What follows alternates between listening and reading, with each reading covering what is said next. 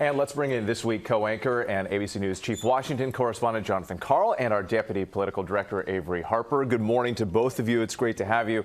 John, let's start with you first here and how the candidates are making their closing arguments. And what's the pitch that Trump is making here in the final days? It's a pretty basic one. It's that things were better when he was president than they are now. He says at the beginning of every rally now, are you better off today than you were 4 years ago? The crowd screams no. Now, to be clear, exactly 4 years ago, we were in the middle of a pandemic that had shut down our economy and thousands of people were dying. That's not literally what he means, but he means pre-pandemic. We had a low inflation, economic growth. The world was not, in Trump's words, on fire. That said, Trump's own message, once he gets past that opening line, is all over the place. It's seeing Liz Cheney with guns in her face. It's the rally we saw in Madison Square Garden, talk of the enemy within.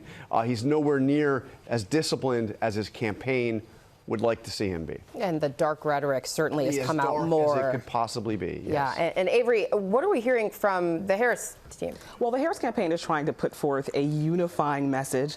You see her on the campaign trail reaching out to folks who disagree with her, offering a seat at the table to those who disagree with her. They believe that their coalition is broad, that it's more than just Democrats, that it's independents and Republicans too. They are also making the argument that former President Trump is a danger to democracy. That's a message they believe that crosses across party lines. And John, we are seeing this question all the time, every single day. Will we know who wins on election night? Well, as I look into the crystal ball here, Gio, look, there's a very good chance we will, actually, because there have been steps that have been taken since 2020 to speed up the process, especially in Pennsylvania. You remember how we were waiting almost a week for the results in Pennsylvania as they counted those absentee ballots. The counting is going to begin a little bit earlier than it did 4 years ago. There aren't going to be quite as many mail-in ballots in Pennsylvania as there were last time, we don't think, and the process will go quicker.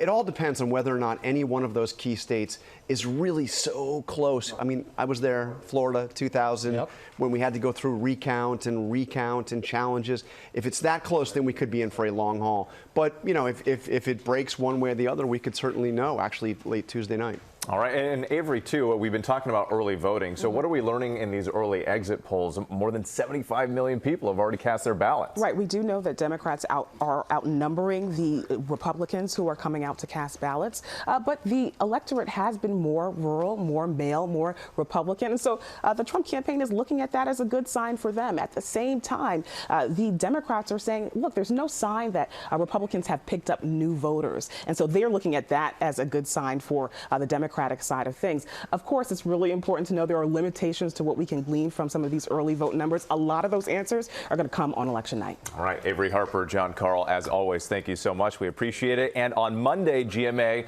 Monday morning, House Democratic leader Hakeem Jeffries will join us live as we inch closer to Election Day, and the Democrats are working to win the House majority as well. And on election night, stay with ABC News. We'll have all the results as they come in, beginning at 7 p.m. Eastern, reporting from both campaign headquarters.